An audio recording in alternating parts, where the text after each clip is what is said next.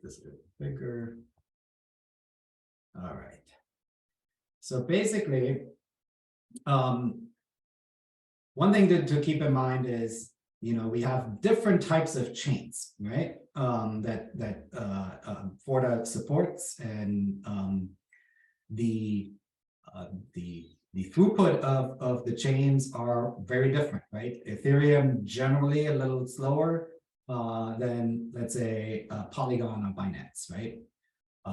So there is a block time associated with the chain, and then you can kind of look at Block Explorer and kind of assess, well, how many transactions are usually in a block, to get some rough idea on how quickly your bot needs to process a transaction.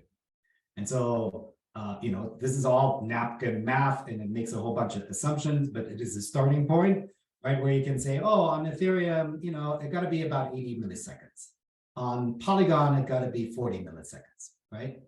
And this, of course, is a snapshot in time.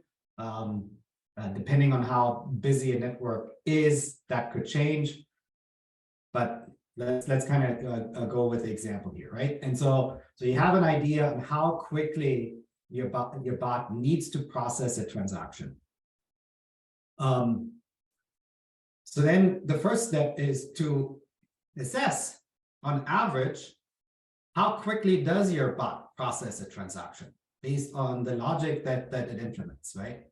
And so what I have started to do is to create a unit test that basically does a kind of performance measurement. And the way the unit test works is, so this is the Tornado Cash funding bot.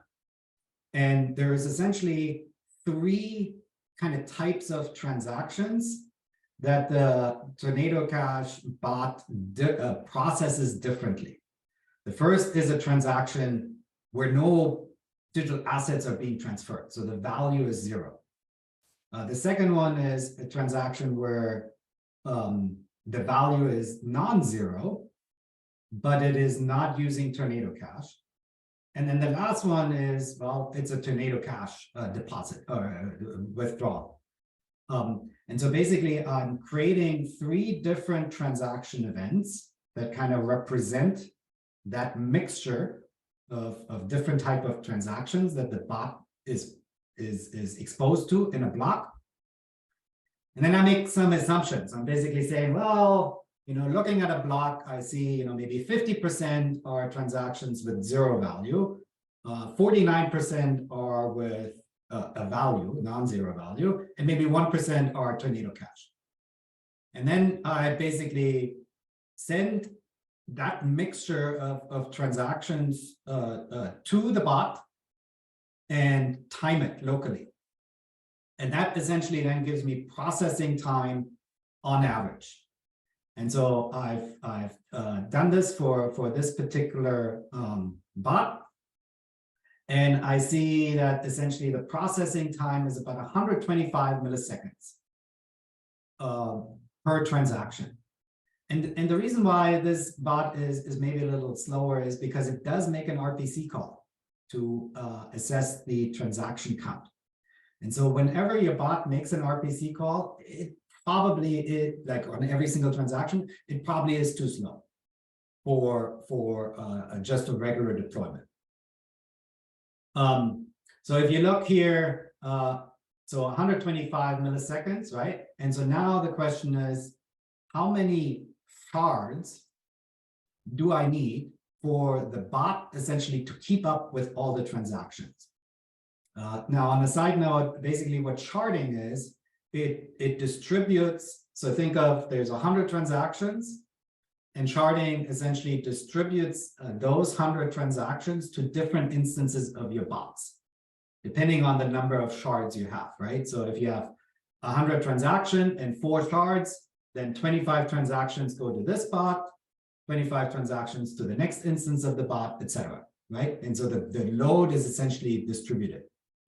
And so if we're looking at 125 milliseconds for on average to process a transaction, and then if we look at how quickly we need to be, that then starts to give you an idea on how many shards you need. So if you 125 milliseconds, right? On Ethereum, it needs to be at least 80 milliseconds. So now you can basically say, hey, I need a shard of 2 to distribute the load. If the chain is faster, then I need more shards. If the chain is slower, then maybe I don't need shards at all.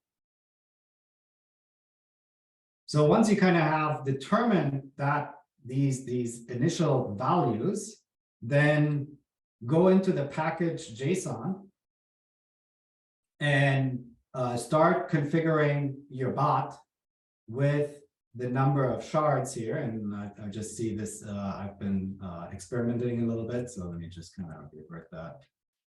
So it was 3 and 4 and 3. So this is essentially the sharding configuration based on the analysis here. Let me walk you through this. So basically, targets is just the number of copies of your bot per scan on different scan nodes, right? So if you have let's go down here. If you have shard 1, transactions are not distributed across different bots. So you have 100 transactions, let's say, then all the 100 transactions are sent to 3 instances of your bot that are deployed on 3 different scan nodes. Now, if you have this configuration, 4 and 3, that means the 100 transactions get chunked up into 4 different buckets, right? Bucket 1 goes to 1 instance, bucket 2 to the 2nd instance. And then you have this still the scan node redundancy. So the first quarter of the first bucket of the transactions essentially goes to 3 different instances of your bot. The second bucket goes to another 3 instances, right? And so essentially you have 12 instances for Polygon. So that's how you configure sharding. And then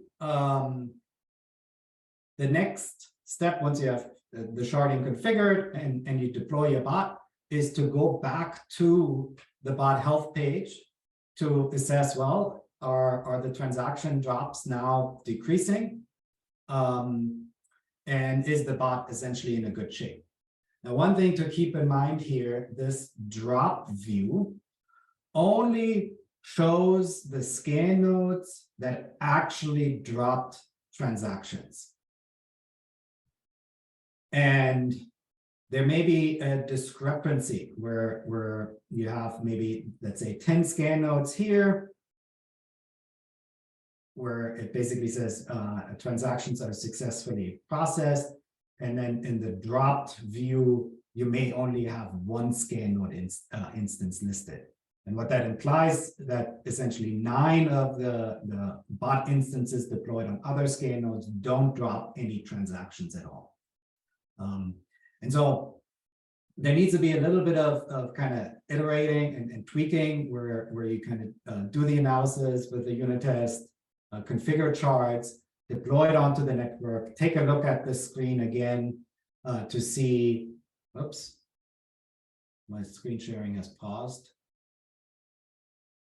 Sorry about that, but I was done presenting. So my point is, you got to do a little bit of iteration around configuring sharding and looking at the stats on the bot health page. But the goal really is to have all of your bots reliably process every single transaction.